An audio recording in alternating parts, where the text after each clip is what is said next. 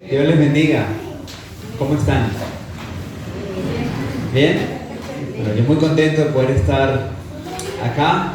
Hace un tiempo, hace ya unos 9 años, vine por primera vez, 9 ya casi 10 años, vine por primera vez a Perú. Pero nunca había estado en esta zona de Perú, ¿ok? Principalmente había estado de Lima hacia abajo, de Lima hacia el sur, por toda la costa y también hacia el Cusco, Puno. Así que era la zona que conocía del Perú. Hacia el centro, claro, si no estoy mal, el centro, estuve por Ayacucho, Huancayo, por supuesto, Huancayo. Son otros lugares donde he estado, pero nunca hacia Oxapampa, hacia estos lugares, así que muy contento por poder estar aquí, viendo también hermanos tan queridos como nuestro hermano Josué, como nuestro hermano Daniel, Jackie, con quienes nos sentimos tan contentos también de poder compartir esta semana, y muy feliz por poder compartir con todos ustedes. En esta noche yo quisiera iniciar con un canto oración. Es un canto en forma de oración, o es una oración en canto, donde le pido algo a Dios. Buenas noches y bienvenidos a quienes están llegando. Y lo que le pido a Dios es que me pueda usar como un instrumento de su gracia. ¿Amén? Así que justo así titula este especial, que titula Úsame.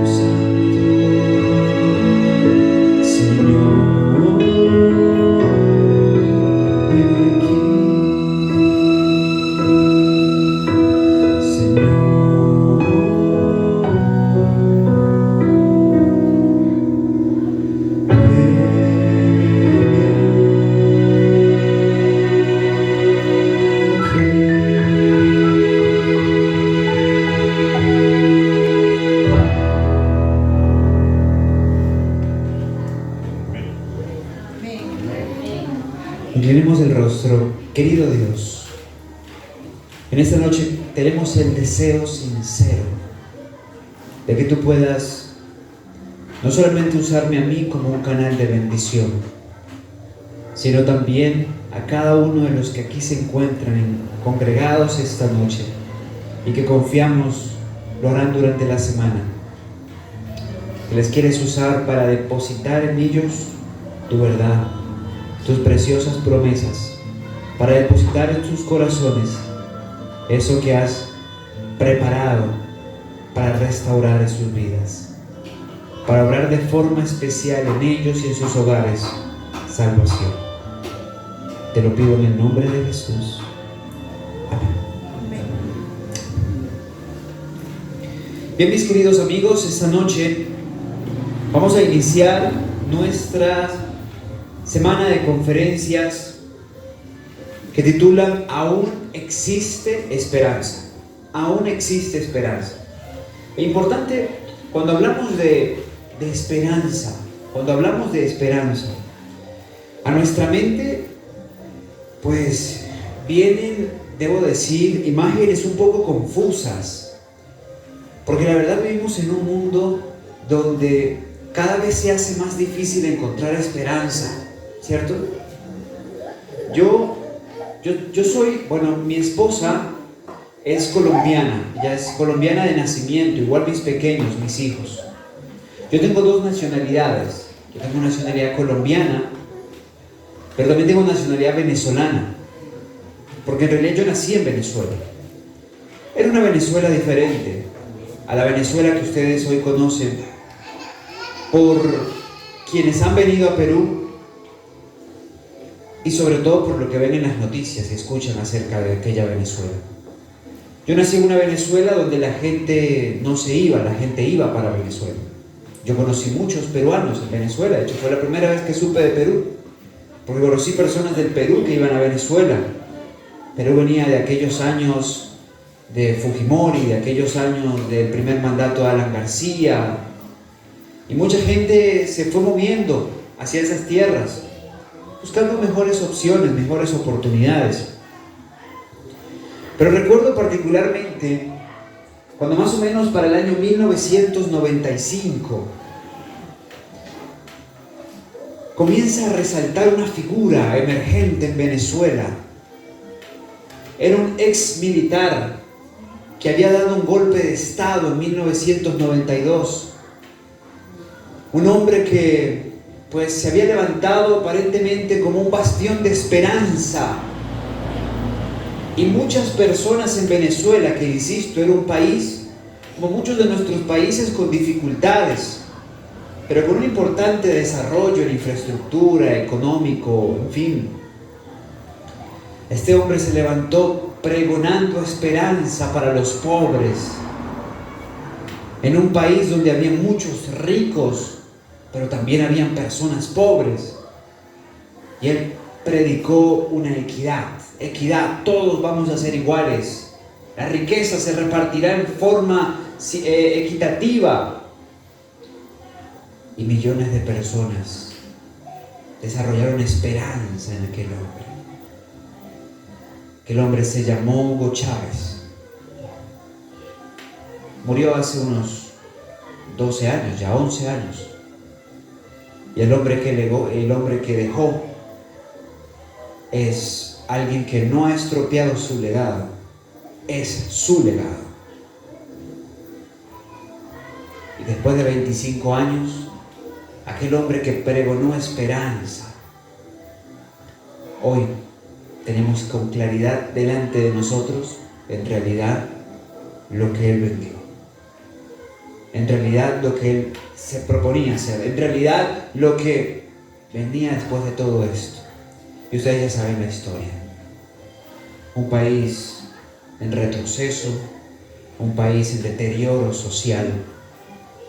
Y es parte de ese deterioro social lo ha sufrido Perú, de diferentes formas, por quienes han venido, por no voy a decir todos, por algunos, muchos de los que han venido.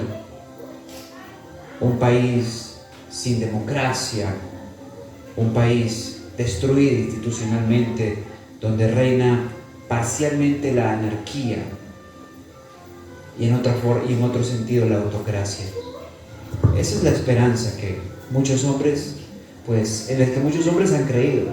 Pero yo cito la historia de Venezuela, pero estos días, recuerdo, yo la semana pasada estaba compartiendo en Arequipa, y antes de Arequipa había estado en Lima, y recuerdo que una de las veces que me monté en un carro, un taxi que me llevaba de un lugar a otro, pues el taxista comenzó a hablarme, ¿no? Ellos lo ven a uno y quizás se identifican, este no es de aquí. Entonces comenzó a preguntarme, ¿no? Cosas, de dónde venía yo y todo lo demás. Entonces le dije, vengo de Colombia. Bueno, lo siguiente que me dijo es, me imagino que vino para el partido. ¿Y yo cuál partido? El juego, pues, de fútbol, ¿no? Y comenzó a desahogarse el hombre. Y comenzó a hablarme de cómo él había cifrado sus esperanzas en la bicolor. Y cifraba sus esperanzas, me comenzó a contar la historia. Yo no soy muy ilustrado en el asunto, pero comenzó a contarme y me hablaba de un tigre que era el técnico. Yo recuerdo que le decía el tigre. Y entonces, y que ese tigre había levantado otra vez la esperanza, pero en el último no fuimos. Y dijo, nos chaparon los australianos. Yo recuerdo con claridad lo que me decía. Y dijo, y ahora estamos en el fondo. No, eso ya no sirve, decía. Y comenzaba a hablarme de varias cosas. Y uno pues lo escuchaba, ¿no? Ya otra cosa en la que él cifró su esperanza. Yo vengo de Colombia, y en Colombia pues ese es el pan nuestro de todos los días. Pero no es bicolor, es unicolor, se visten de amarillo. Y cifran sus esperanzas y puede que les vayan un poco mejor durante una temporada, un poco peor, pero lo cierto es que al final siempre terminan frustrados, culpando a un árbitro, culpando a un técnico, Ese es el tipo de cosas que los hombres cifran sus esperanzas.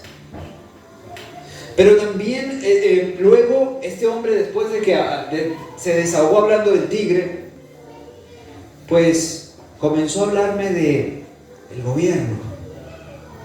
Entonces, y vea cómo estamos nosotros. Me dijo, en 8 años hemos tenido como 8 presidentes, no recuerdo los números exactos, pero me dijo que han tenido muchos presidentes en un periodo corto de tiempo. Entonces hablaba que ladrones, que corruptos, que no sé qué más. Y yo no creo en ninguno de ellos. Me di cuenta de que no solamente había perdido la esperanza en la bicolor, también había perdido la esperanza en el Congreso y en la Casa de Gobierno. Bueno, quizás se identificarán ustedes con este hombre, con los venezolanos, y así con muchas otras personas que de una u otra forma cifran sus esperanzas en diferentes elementos. Cifran sus esperanzas en médicos buscando salud, cifran sus esperanzas en gobiernos buscando soluciones a sus problemas, en fin, pero de una u otra forma siempre resultan con alguna frustración. En ese marco recuerdo también de forma muy especial una conversación con una persona que tuve en Colombia poco antes de viajar aquí al Perú. Este hermano de nombre Marcos me decía, yo quisiera que eso que me hablan en cuanto a Jesús pueda hoy ser real. Pueda hoy ser real, me dijo, porque yo no tengo esperanzas en esta vida para nada. A él su esposa lo había abandonado, se había ido con otro. Su familia en medio de las circunstancias, pues también le dio la espalda. Y se sentía señalado también por los miembros de la congregación a la cual él asistía. Y decía, no tengo en quién confiar, Quisiera que Jesús fuera real para mí hoy. Quisiera tenerlo como lo tuvieron las personas hace 2000 años. Pero quiero decirte algo. Jesús hoy está tan activo como lo estuvo hace 2000 años. Porque su ida al cielo no lo dejó inactivo en la tierra. Cuando Jesús se fue al cielo, Jesús no quedó inactivo en la tierra. No, sigue obrando en la tierra. Y a lo largo de toda la semana, entre otras cosas, estaremos viendo cómo sí, aún existe esperanza, aún hay esperanza, pero ya sabemos, no por la bicolor. No, y bueno, espero no equivocarme, ¿no? Pero si no estoy mal, si están jugando, debe ser que por ahí van a jugar pronto otra vez. Espero que no coincida con un horario de esto. Y si coincide, les digo de antemano, va a ser a un lado la verdadera esperanza para ir a seguir frustrándose. Porque ahí no hay esperanza. En los gobiernos de este mundo tampoco. En los que están a nuestro entorno nos pueden fallar. Pero esta semana hablaremos de alguien que, aunque no está aquí con nosotros en la tierra físicamente, sigue obrando aquí poderosamente. Y quiero hablar en tu vida para que llegues a una conclusión sencilla pero significativa y que transforma nuestra vida, en nuestra perspectiva y nuestra seguridad. Él es nuestra esperanza y quiere revelarse a ti como alguien que tiene soluciones objetivas, soluciones concretas, y que en medio de un mundo lleno de desesperanza, para ti la habrá. Y eso, créeme, hace la diferencia. Antes de entrar en nuestra historia de esta mañana, de esta noche, quiero que me acompañen al Salmo 37. Les cuento un poco. Como les dije, yo soy colombo venezolano. Y uno de muchas formas se vincula con los intereses de las naciones, por supuesto, de las que uno ha sido parte. Yo sé que al peruano promedio le llena de indignación pensar en la guerra del Pacífico, y en Arica, y en Iquique, y en el Huáscar, ¿cierto que sí? Pero por supuesto, eso es parte de algo que nos caracteriza, nuestro sentido de nación. Bueno, desde el 28 de julio, para todo venezolano ha sido un momento fúnebre, triste, por la historia que ya conocen. Había una esperanza, objetivamente alcanzable legalmente, pero en un marco de irregularidad y fraude. Los venezolanos han perdido la esperanza en función de lo que ha pasado en Venezuela. Y yo recuerdo que cuando yo veía esto que estaba pasando, era inevitable tener dolor, sufrimiento. Miren, yo tengo un amigo con el que trabajé, con el cual también comunicador social. Yo estudié comunicación social, él también comunicador social, que el día después de las manifestaciones de las elecciones en Venezuela, hace apenas mes y medio, él salió a hacer su trabajo. Yo en la comunicación social siempre estuve delante de las cámaras o sobre el papel. Él siempre estuvo detrás de cámaras en producción. Y ese día él salió a ganarse el pan para su hogar. Estaba haciendo tomas de las diferentes manifestaciones. Lo capturaron. Se lo llevaron preso sin derecho a una defensa privada. Lo acusaron de terrorismo. Una acusación seria. Lo único que estaba haciendo era grabar. Yo lo conozco, yo puedo decirles, una persona sonriente, amable, íntegro, de casa. Se lo llevaron a un lugar y no sabíamos dónde estaba. Finalmente se lo ubicó en donde lo tenían recluido.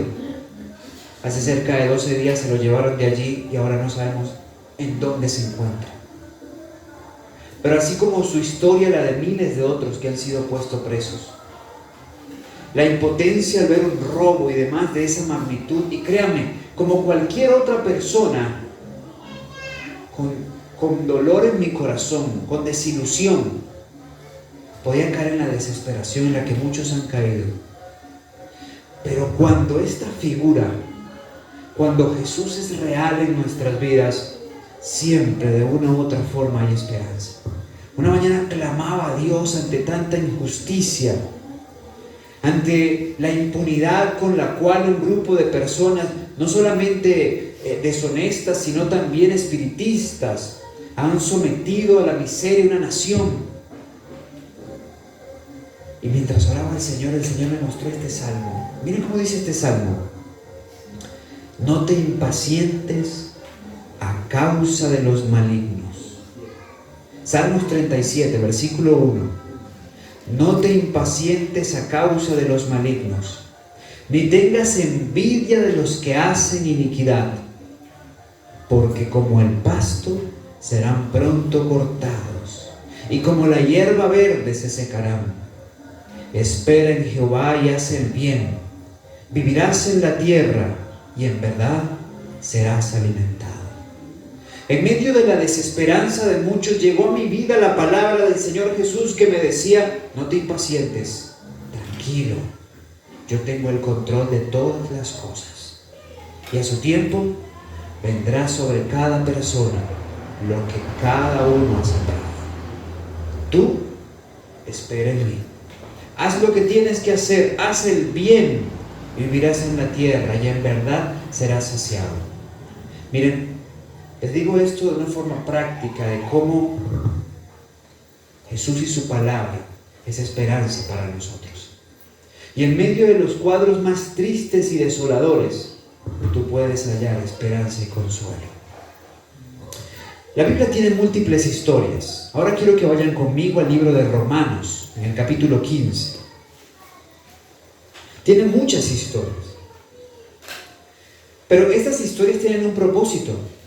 No llenarnos de desesperanza, sino todo lo contrario, llenarnos de esperanza. Dice la Biblia en Romanos 15, versículo número 4, lo siguiente. Romanos 15, 4 dice así: porque las cosas que antes fueron escritas para nuestra enseñanza fueron escritas, a fin de que por la paciencia y consolación de las Escrituras tengamos, ¿quién está leyendo el texto? ¿Qué tengamos? Esperanza. Qué bonito. Nos dice que todas las cosas que fueron escritas, o sea, todas esas historias para nuestra enseñanza han sido escritas y con un propósito, a fin de que por la paciencia y consolación de las Escrituras siempre tengamos esperanza.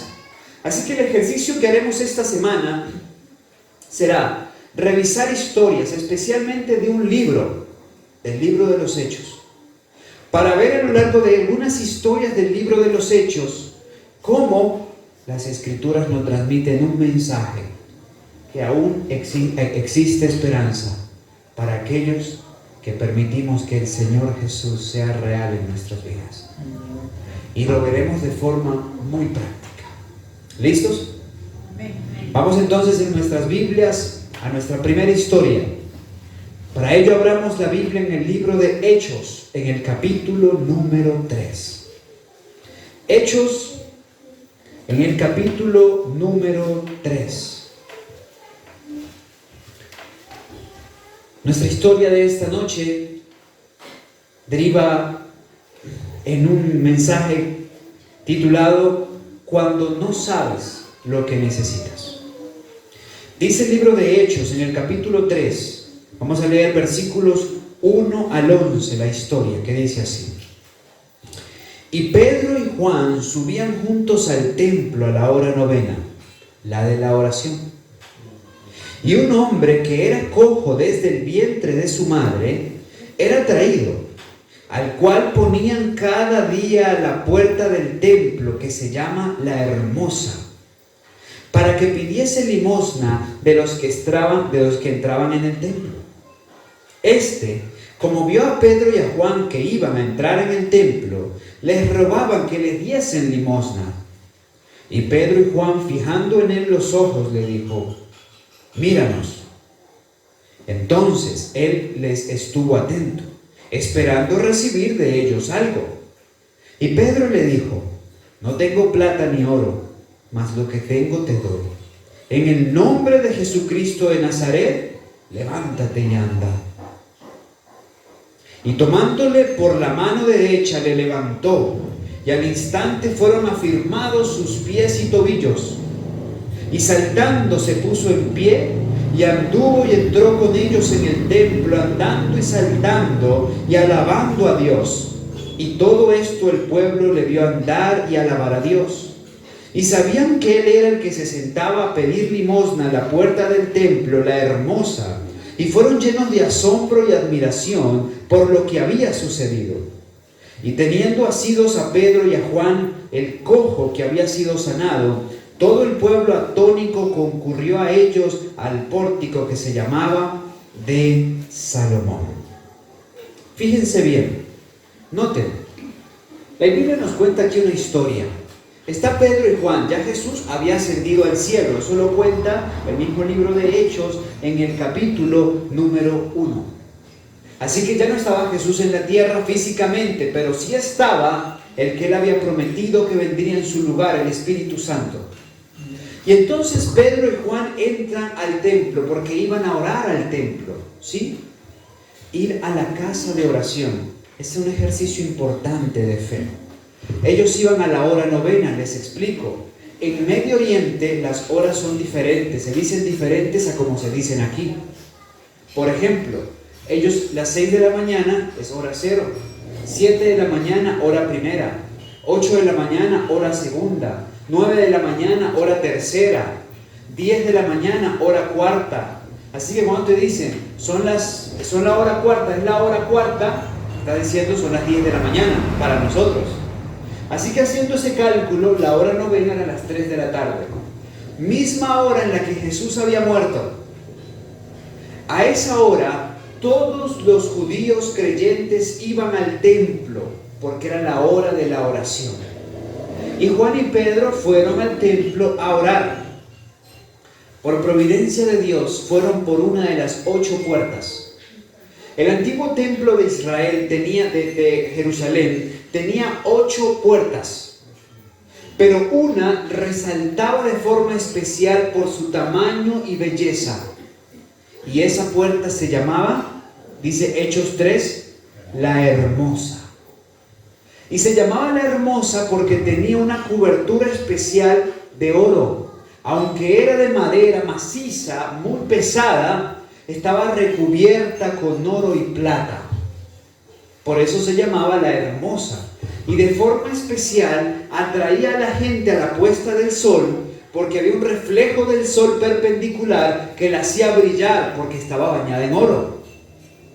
Así que a la gente, muy particularmente en la tarde, le encantaba entrar al templo por la Hermosa.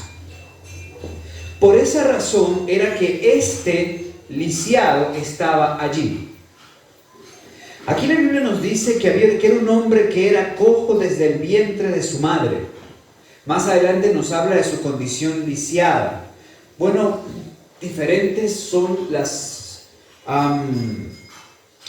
condiciones por las cuales este pequeño pudo haber nacido así. La Biblia nos dice que nació así. Hay personas, yo no sé si ustedes han conocido personas paralíticas por accidentes de tránsito. Aunque nacieron caminando, luego sufrieron una enfermedad. O de repente por alguna situación específica, una enfermedad, un accidente, una poliomielitis, por ejemplo, que les va destruyendo la capacidad de caminar por el daño estructural que hace. ¿Alguna vez ha conocido a una persona así? Bien, este era así, pero desde su nacimiento. Y ya habían pasado muchos años, ¿saben? Porque el mismo libro de Hechos, en el capítulo 4, versículo 22, nos dice que ese hombre en quien había sido hecho el milagro de sanidad tenía más de 40 años. Así lo dice Hechos 4:22. Este hombre tenía más de 40 años lisiado desde que nació. No sabía qué era caminar. Y sus padres, por supuesto, para que él pudiera ayudarse de alguna forma, sacándole provecho a su condición, pues lo movían, lo desplazaban, tenían que moverlo. Porque eso es parte del que se encuentra lisiado, no puede moverse por sí mismo, a no ser que tenga algún tipo de ayuda natural, humana o artificial. ¿Me hago comprender? Muy bien. Así que entonces este hombre está allí. Estratégicamente lo ponen en ese puerto, en esa puerta. ¿Por qué? Porque era la más concurrida. Era la puerta donde más pasaba gente, porque era la más atrayente, era la hermosa. Y por esa puerta justamente entró Pedro y entró Juan, esa bendita tarde para este hombre. Quiero reflexionar en algo en cuanto a este hombre. Para el momento que esta historia se desarrolla, Jesús tenía muy poco tiempo de haber ascendido al cielo. Es decir, hacía muy poco tiempo Jesús había sido crucificado, hacía muy poco tiempo Jesús había estado haciendo milagros en todas partes. Entonces nos preguntamos, ¿por qué este hombre seguía así si el Señor Jesús había sanado a tantas personas en Samaria, en Galilea, en Judea, incluyendo en Jerusalén misma? Y los había sanado entre semana, en sábado, en cualquier momento, de mañana, de tarde, y la Biblia nos dice que también de noche, ¿cierto? Y no habían pasado muchos años, porque de hecho, para el momento de este incidente, podemos hablar más o menos que quizás habían pasado solo algunos meses. O sea que este muchacho que tenía 40 años lisiado, sin duda tuvo que haber escuchado de Jesús. Porque Jesús fue la gran sensación durante esos 3 años previos. Y de forma muy especial, este muchacho debió haber escuchado de Jesús porque debió haber escuchado de muchas historias de personas que habían sido sanadas por Jesús. Jesús levantó muertos, Jesús restauró paralíticos, Jesús sanó leprosos, Jesús le restauró la vista a ciegos. La Biblia nos dice que Jesús de hecho sanó más de lo que predicó incluso. ¿Dónde estaba entonces este muchacho? ¿Por qué no había sido sanado? No lo sabemos con precisión. Podemos entender algo. Dios lo reservó para un momento especial. Porque todo dentro del plan de Dios tiene su tiempo. Pero algo sí sabemos. Este muchacho estaba en el templo. Porque la Biblia nos dice que era asiduo a las veces que le llevaban al templo. Y aquí comienzo a pensar en algo. ¿Cómo nosotros podemos estar en el lugar correcto sin la experiencia apropiada? ¿Cómo podemos nosotros estar en el lugar correcto y aún así no experimentar el milagro? Sí, porque él estaba en el templo, el lugar que era el gran centro simbólico de la fe judía, donde se manifestaba el gran Dios. El lugar donde Jesús fue durante muchos años. Y muy particularmente esos últimos 3 años de ministerio final. Podemos estar en el lugar correcto y aún así no experimentar el milagro.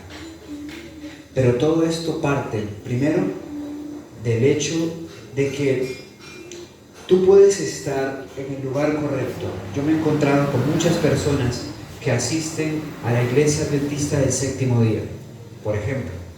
Un lugar donde habemos personas que amamos a Dios, que somos seres humanos porque en todas partes tú vas a encontrar seres humanos, falibles, como todo ser humano. Sin embargo, personas que deseamos ser transformados por el Señor Jesús y demás, y que estamos luchando con diferentes cosas, con problemas de salud, con problemas de carácter, con problemas familiares, y a pesar del tiempo y de que estamos allí, pero no experimentamos el milagro sanador y restaurador. Porque, insisto, es posible estar en el lugar correcto y aún así no experimentar el gran milagro. Pero no es porque hay una falla en el lugar, sino en nosotros en torno a buscar a ese gran hacedor de milagros. Porque estoy seguro de que si este muchacho hubiera buscado a Jesús como muchos otros lo hicieron, hubiera contado con el apoyo, como lo contó otro paralítico de sus amigos que lo pusieron delante de Jesús, hubiera tenido fe en el poder sanador de Jesús, Jesús lo hubiera sanado, porque la Escritura dice que Jesús no echaba fuera, no apartaba a aquel que le buscaba con el deseo de experimentar sanidad. Pero otra razón también muy importante es de que este muchacho en realidad no era consciente de su verdadera necesidad. Ya estaba tan habituado a su condición de parálisis y a la vez a esa forma de vida que le era muy difícil desconectarse de ello. Ya era un modelo de vida. Miren, en Colombia pasa algo. Quizás aquí en Perú las antiguas generaciones podrán recordar algo similar a esto, pero en Colombia es más fresco el tema. Las guerrillas. Las guerrillas. En Colombia se trabajó durante un tiempo reciente para regularizar a muchas de estas personas que hicieron parte de grupos irregulares que por muchos años vivían era de la extorsión y del secuestro. Y aunque muchos se desmovilizaron como grupos armados, cuando fueron en teoría reintroducidos a la sociedad, después de un corto tiempo volvían a la misma forma de vida, aunque estuvieran en otro marco organizado o no estuvieran organizados entre un crimen. ¿Por qué? Porque ya era su forma de vivir. Ya era su forma de vivir. Miren, nosotros hemos desarrollado trabajo social en diferentes partes. Yo asistía durante mucho tiempo a una cárcel Peñas Blancas, allá en uno de los departamentos en Colombia, una de las provincias en Colombia. Yo trabajaba en el patio 5 y 6, patio 6 es el patio de máxima seguridad y el patio 5 es el patio de las minorías, homosexuales, extranjeros, violadores e indígenas.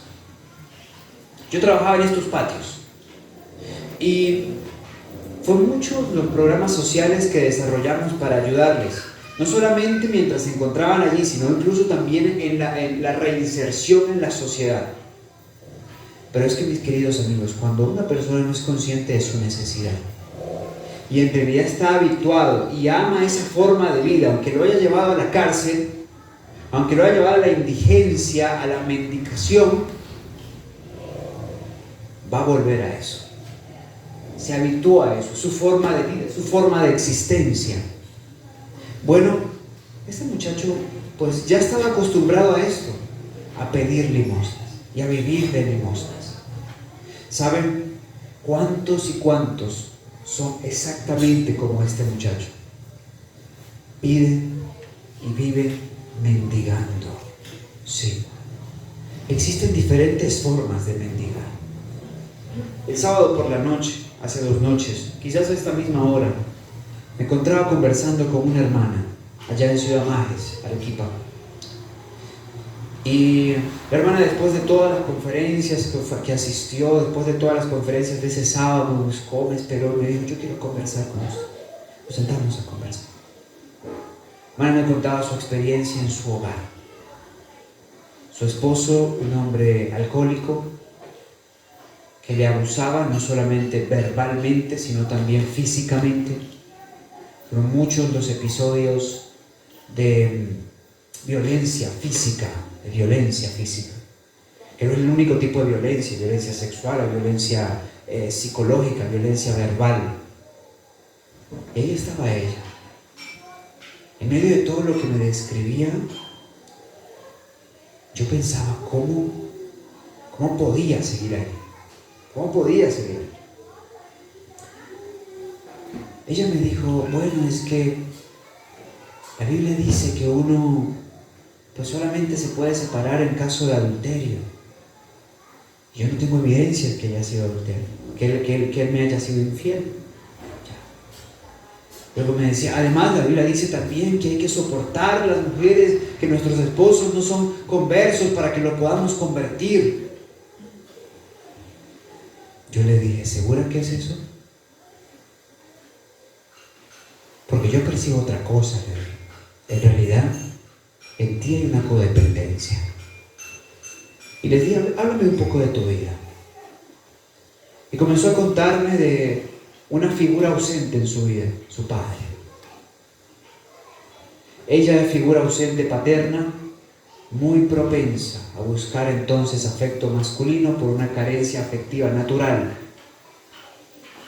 Y encontró en este hombre relativamente hecho y algo de seguridad en torno a eso para suplir la ausencia de esa figura paterna que nunca tuvo.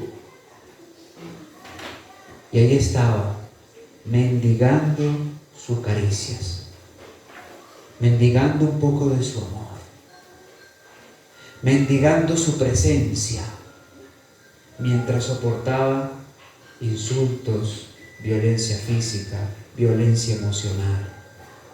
mendigando mientras aún su propia hija mayor le decía: mamá, vete de la casa, no más de esto. Eso pasa, mis queridos amigos y hermanos, cuando nosotros no somos llenos y plenos en el Señor Jesús, cuando no estamos plenos en Dios. Y la Biblia dice que la plenitud de un ser humano solo se encuentra en el Señor. Así lo dice la palabra de Dios. Lo buscamos de cualquier forma y terminamos mendigando por un trabajo, mendigando por dinero, mendigando por afecto, mendigando, víctima de lo que opera desde nuestro subconsciente, pero que se opera gracias a las creencias irracionales que hemos desarrollado por las mentiras que Satanás ha colocado en nuestra mente, mentiras de las que Jesús nos quiere hacer libres. Mendigamos, como este hombre. Le pidió a Pedro y a Juan, hombres llenos del Espíritu Santo, limosna, cuando podía pedir algo mucho más grande que eso. Era el año 2014, aún me encontraba, 2003, aún estaba en Venezuela. Trabajaba en un centro médico donde también trabajó mi esposa, donde también trabajó Jacqueline. Y a este lugar llegó el gobernador de un estado, aquí sería gobernador de provincia. Perú utiliza esa figura, gobernadores, ¿sí? Gobernador de provincia, o sea, Lima tiene un gobernador, la provincia de Arequipa tiene un gobernador, ¿cierto? Bueno. Presidente regional. ¿Cómo? Presidente regional se dice. Presidente regional. Bueno, presidente regional. Básicamente, después del presidente de la nación, esa es la mayor autoridad para esa provincia. ¿Ya? Y a aquel centro médico llegó el presidente de esa provincia, el presidente regional de una provincia cercana y muy importante. Y allá estuvo con nosotros. Y a mí me pidieron que yo fuera su terapista. Así que por esos 15 días yo fui su terapista. Pero no solamente era su terapista, también era quien compartía los devocionales cada mañana, el tema devocional cada mañana. Aquel hombre había sido militar también, tenía cualquier cantidad de dinero. Aquel hombre disponía de cualquier cosa, disponía de helicóptero, podía llegar ahí en un helicóptero cuando quisiera, un helicóptero podía buscarlo cuando quisiera, podía decirle a muchos hombres: pónganse de cabeza, y de cabeza comen, y se tenían que poner de cabeza y de cabeza comer. Se los digo para ilustrarles la autoridad de aquel hombre y todo lo que aquel hombre tenía. Pero llegó allá con su hogar deshecho, con mucha tensión muscular. Yo trabajaba parte de esa tensión en sus trapecios, en sus pectorales, en fin, en deltoides. Pero sobre todo llegó con vacíos en su corazón. El hombre podía ir a cualquier parte del mundo, en aquel entonces con mayor facilidad, antes de que se impusieran las sanciones para muchos gobernantes venezolanos. El hombre disponía de lo que quisiera, pero tenía una vida tan miserable. Y él me veía a mí. Y cerca del final de su tratamiento recuerdo que aquel gobernador, presidente de provincia, me llama y me dice: oye, Carlos, has estado 2 semanas conmigo. Eres el que más me ha hablado, eres con quien más he estado, pero no me has pedido nada. Y eso me extraña, me dijo. A mí todo el que se me acerca me pide algo. Es un gobernador, obviamente así sucede casi en todas partes, ¿cierto? La gente se le acerca porque tiene necesidad de casa, porque tiene un problema con una enfermedad, porque tiene tal cosa con un hijo, en fin. Le dice: no me has pedido nada. Teníamos ese código de no hacerlo. Pero luego me dice además yo te veo y tú no tienes mucho. Es más, no sé si tienes algo, pero yo te veo feliz. Yo te veo feliz, me dice. ¿Eres feliz? Y yo le dije: Julio, me pidió que le llamara Julio. Su nombre es Julio León. Julio, yo soy feliz. Yo soy feliz, de verdad. No tengo lo que tú tienes. No lo tengo. Pero tengo otras cosas que tú no tienes.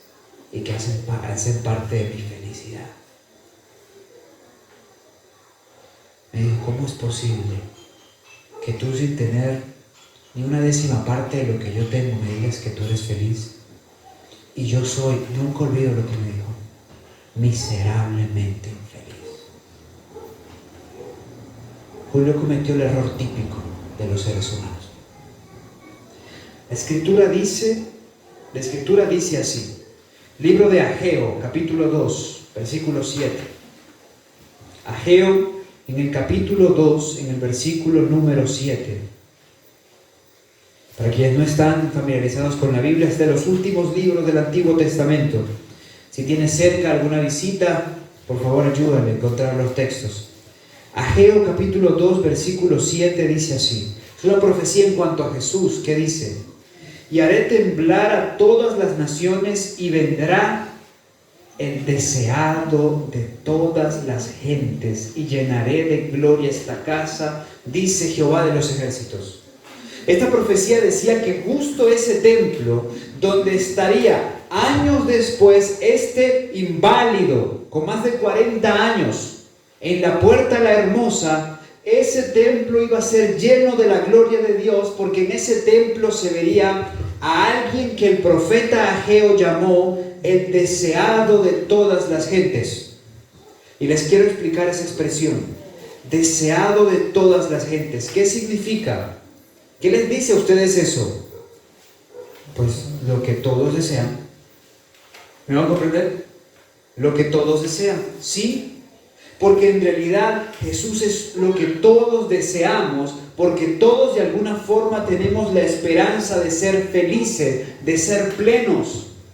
Por eso entramos en lo que muchas veces se convierte en un círculo vicioso autodestructivo, donde digo, venga, yo voy a ser feliz cuando ya esté en la universidad. Muchos lo he escuchado decir eso. No, seré feliz cuando ya tenga mi título universitario. No, seré feliz cuando ya tenga mi carro, cuando yo tenga plata, cuando pueda viajar, cuando pueda ir al Cusco, a otros países y conocer. No, seré feliz cuando tenga mi carro, cuando experimente esto. A últimos, más miserablemente, les he escuchado decir: seré feliz cuando tenga mi pensión y pueda disfrutar de todo lo que hice en mi vida.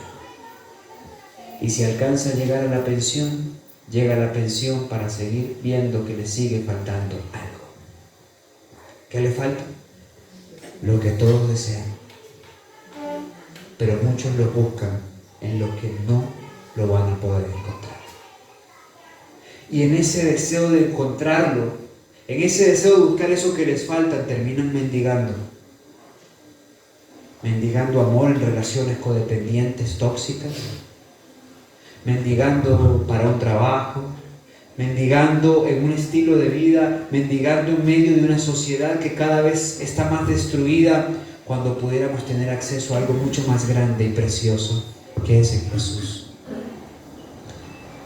Pedro y Juan le hacen un bien, y yo quiero hacerte ese bien esta noche. Pedro y Juan llegan y le dicen: oye, mira, no te vamos a dar plata, pues, porque creemos que tú mereces algo mucho mayor, algo mucho mejor. Y eso es lo que nosotros tenemos, y te lo damos. Y lo levantaron. En el nombre del Señor Jesús lo restauraron. Le dijeron: levántate y anda. Sé sano, sé libre. Y así fue como ese hombre entonces se levantó y entendió que su gran necesidad no pasaba por recibir unos pesitos, unos soles, pues, para ese día. Que su gran necesidad pasaba por recibir algo que solamente del cielo se recibe en la manifestación preciosa de Jesús. Hoy te quiero decir algo muy importante. Tú tienes dos caminos delante de ti, siempre los tendrás mientras vivas. Por uno, estarás mendigando emocionalmente, mendigando materialmente, mendigando para tener algo de esperanza. Y siempre estarás incompleto y vacío. Por otro, hay alguien que por las historias que se cuentan, y voy a decir aún algo más, y por lo que he vivido, puede llenarnos de completa esperanza, satisfacción, tranquilidad y paz, aunque se desplomen los cielos. Aunque estés en medio de los problemas más difíciles y más duros, aunque estés en medio de las circunstancias más adversas, es ahí cuando Él se manifiesta de forma más especial. Sí, porque en Jesús siempre habrá esperanza. Quiero cerrar con una historia. Esto fue en Tacna, sur del Perú. Estaba en Tacna hace 7 años, 2017. Eso ocurrió fue en 2016, o sea que hace 8 años, mejor dicho, exactamente. Y estaba en casa de un hermano de nuestra iglesia, el hermano Jorge Flores. Ciudad Nueva, para quienes conocen Tacna, se llama esa parte de Tacna. Y estando allí, recuerdo que él me dice: hermano, te voy a llevar al mercado de Ciudad Nueva, que ahí está una hermana de nuestra iglesia muy querida. Y yo le digo: sí, está bien. Y a mí lo que tenga que ver con mercado en Perú me gusta, porque hay variedad, colores, sabores, olores, en fin. Y me dicen: mercado, ¿usted me quiere invitar a algún lugar? Me invítenme al mercado. Me encanta. Claro, si me van a invitar, invítenme completo, ¿no? O sea, ya. Bueno, entonces yo fui al mercado. Ahí conocí a la hermana. La hermana entonces me comentó acerca de la situación de su esposo, nombre Víctor. Víctor tenía un cáncer de médula ósea. Él asistía a Lima, a los especialistas en Lima, y aunque estuvo tratamiento durante mucho tiempo, eso es un viaje largo, pesado, en bus de Tacna a Lima, finalmente el médico en la última cita le dijo: Víctor, ya no pierda más tiempo en esto. Su cáncer ha avanzado a un nivel metastásico. A usted le quedan, si le va bien, 6 meses de vida. Arregle su casa, ponga todas las cosas bien, eso es lo que usted tendrá. Si mucho, 6 meses de vida. Bueno, ahí llegué yo a la casa de Víctor. Cuando lo vi estaba en la cama ya. Había avanzado tanto el cáncer y la invasión a otros tejidos, por lo cual concretó su metástasis, que ya estaba en un punto donde no podía andar, ya estaba en cama. Cuando yo llego ahí, lo miro, yo le pregunto al hermano Jorge: ¿qué se supone que debo hacer? Porque este hombre está ya para, dirían el católico, para extrema unción. ¿Me van a entender? Por la condición en la que se encontraba. Pero ellos me contaron un poquito acerca de Víctor, ¿no? Y me dijeron, aunque su esposa había estado en la iglesia por años, Víctor era renuente.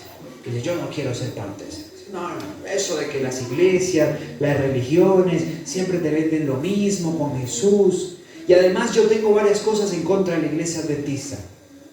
Primero, esos escritos que ellos llaman inspirados. Segundo, eso que ellos hablan de salud. Para empezar, decía Víctor, a mí no me gusta tomar agua. Yo tomo Inca Kola. Y por ahí las consecuencias. Ya saben de dónde vino. El cáncer de médula ósea que invadió sus tejidos. Pero ahí estaba en su extrema necesidad. ¿Y sabes qué? La extrema necesidad del hombre por lo general es la gran oportunidad de Dios. Por eso yo le doy gracias a Dios cuando permite circunstancias difíciles en la vida de muchas personas, para que estas personas con humildad busquen al único que puede ser solución, y ese es Dios. Y ahí estaba Víctor en esa extrema necesidad. Entonces recuerdo que en ese punto yo comienzo a orar al Señor y decirle: Señor, ¿qué hago? Pues dale lo que tienes. Dale lo que tienes, dijo. Y comienzo a hablar con Víctor y le digo: oye, Víctor, mira, tú ya estás desahuciado. A ti hace menos de 6 meses te dieron, hace menos de 3 meses, para el momento de nuestra entrevista, te dieron 6 meses de vida. Y por lo que pintas no llegas al 6.º mes de vida. Con mucha franqueza. Es decir, la ciencia médica te dejó sin esperanza. Te dijeron: usted se muere, no tiene nada que hacer. Arregle las cosas que tengan que arreglar en este poco tiempo. Bueno, así que ellos te desahuciaron, no tienes nada que perder. ¿qué te parece si me dejas trabajar contigo esta parte de la salud?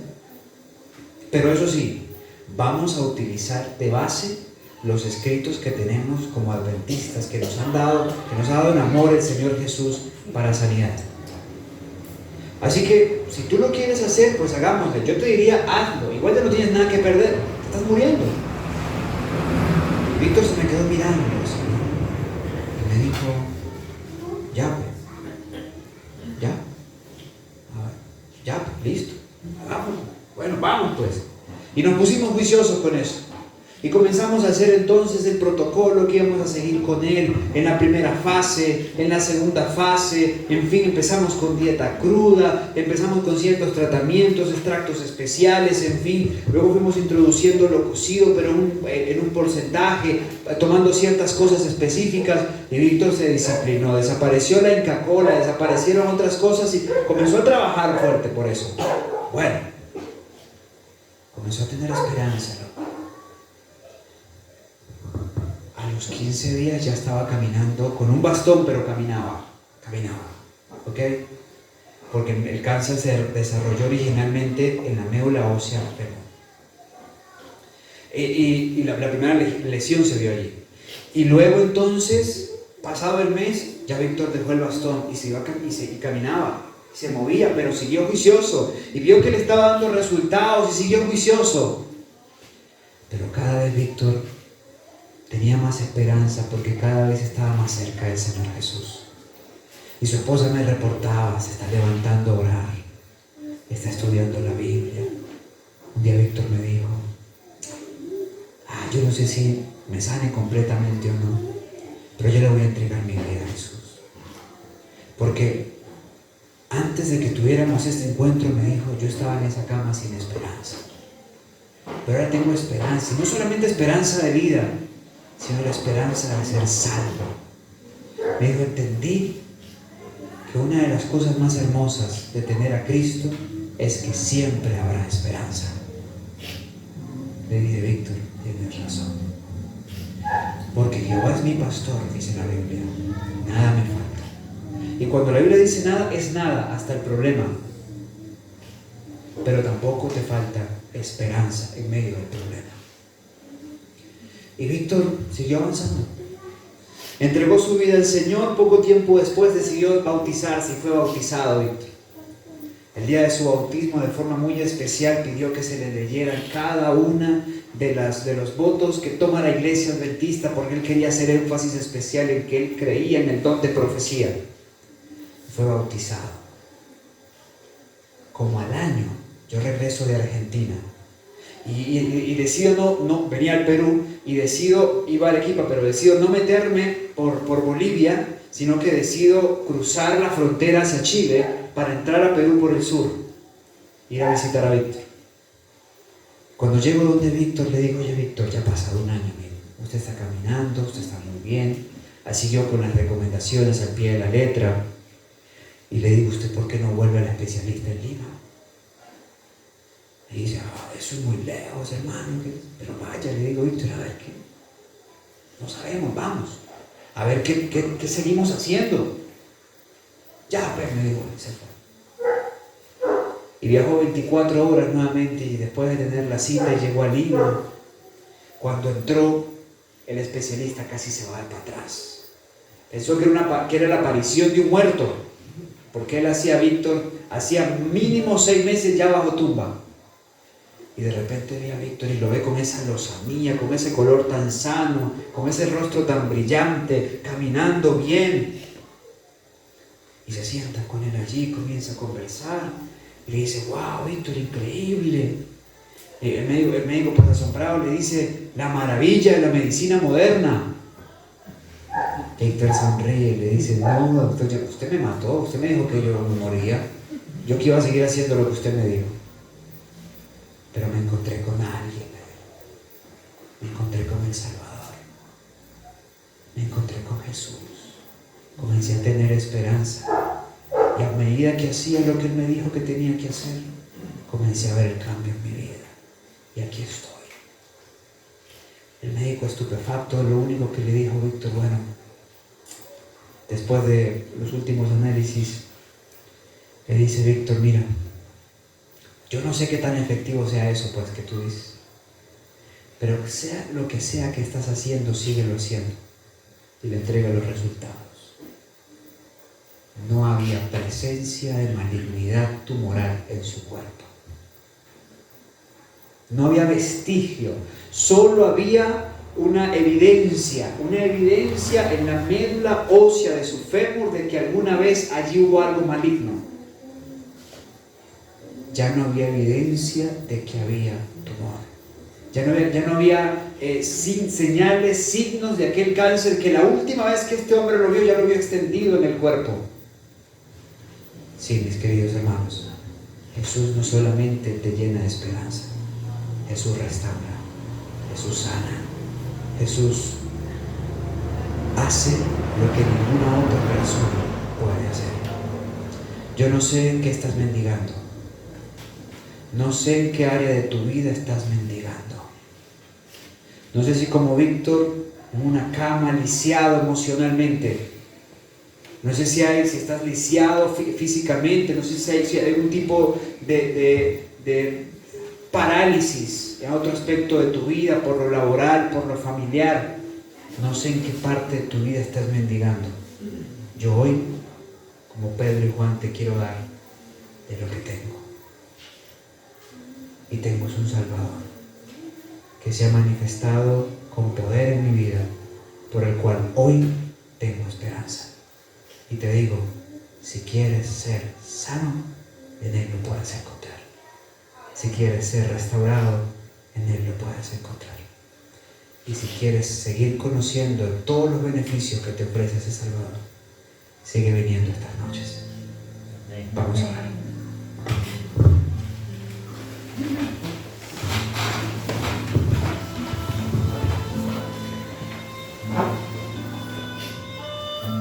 Querido Padre, gracias, porque las cosas que están escritas para nuestra enseñanza han sido escritas, para que por la paciencia y consolación de las Escrituras tengamos esperanza.